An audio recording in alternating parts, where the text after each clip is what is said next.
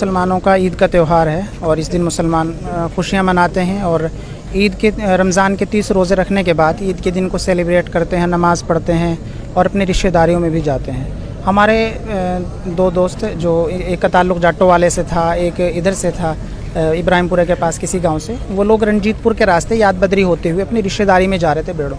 कुछ शरारती तत्वों ने, नफ़रती लोगों ने उनको बीच में घेर लिया, उनसे जय श्री राम के नारे लगवाए, उनको कहा कि ये मुल्लों का मुल्क नहीं है मुसलमानों का और तुम्हें पाकिस्तान जाना चाहिए और तुम जहाँ भी हमें मिलोगे हम तुम्हें इसी तरीके से मारेंगे। उनके हाथ में शराब की बोतलें दी गई, उनको जय श्री राम के नारे लगवाए गए और तकरीबन 30-35 ऐसे लोगों ने, जिनके पास लाठियाँ, डंडे, रोड और यहाँ तक कि गट्टा भी उनके पास था देसी, उन्होंने दोनों हत्थों पर इस तरीके से हमला किया कि उनकी टांगों में, उनकी बाजुओं में, उनके कानों में बहुत ज़्यादा चोटें आई हैं उनको।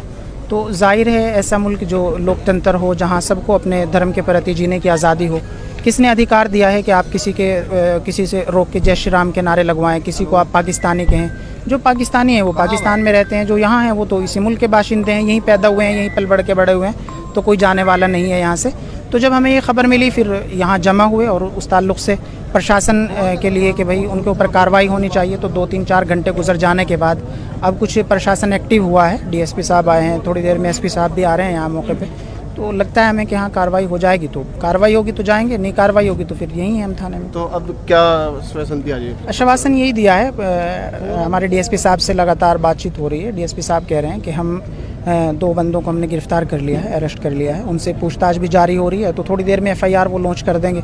तो उसके बाद जो कितने बंदे थे जिसने मारपीट करी है? बताया जा रहा है कि 30 से 35 बंदे थे वो। अच्छा, अरे जिसके मारपीट हुई वो सिर्फ वो इधर से, ये जो जाटो वाले से हैं, रेडो में से हैं, तारपुर, यहीं इसी एरिया के बच्चे हैं। कितने बच्चे हैं? वो सिर्फ 3 थे। 3 बच्चे। हाँ, इससे पहले भी यहाँ हरकतें इस तरीके की होती रही हैं। जो यहाँ के मकामी लोग उधर ऊपर जाते हैं, उनको ये शरारती लोग थोड़े थोड़े दिनों के बाद परेशान करते रहे, लेकिन अब तक इस मामले में हमेशा भाईचारे की वजह से और इसलिए कि हमारे यहाँ माहौल ख़राब ना हो, आपस में यहाँ लोग मोहब्बत के साथ रहते हैं और ये बात सोच करके कुछ नफ़रती लोग हैं, चलो कोई बात नहीं, लेकिन अब ये हद से तजावुज़ कर गए हैं, हद से आगे बढ़ गए हैं और इन्होंने सोच लिया कि शायद मुसलमान सो गए हैं और इनको इस बात की कोई परवाह नहीं, इनको मारो पीटो। ऐसा नहीं है।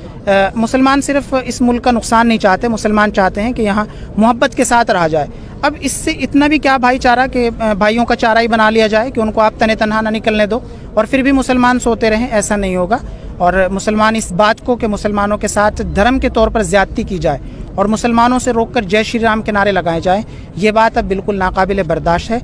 अगर हमारे इलाके में दोबारा इस तरीके का भी कोई मामला होगा तो फिर इंशाअल्लाह जिस तरीके की हम कार्रवाई कर सकेंगे उस तरीके की कार्रवाई करेंगे और हम इस बात को बिल्कुल भी बर्दाश्त नहीं कर सकेंगे कि हमारे नौजवानों से किसी को भी कहीं रोककर जय श्री राम के नारे लगाए जाएं।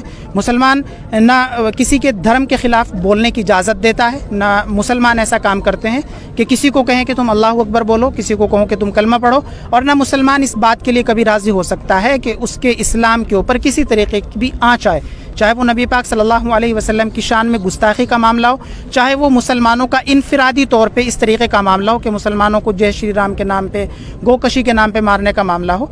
ये मामले अब तक सिर्फ मुसलमान इसलिए कि ठीक है कोई बात नहीं, प्रशासन कार्रवाई कर रहा है, हम ढील इसमें छोड़ देते थे, लेकिन अब आइंदा इस तरीके का मामला बिल्कुल नहीं होगा। हम सख्ती के साथ ऐसे लोगों से निपटने के लिए बिल्कुल तैयार हैं।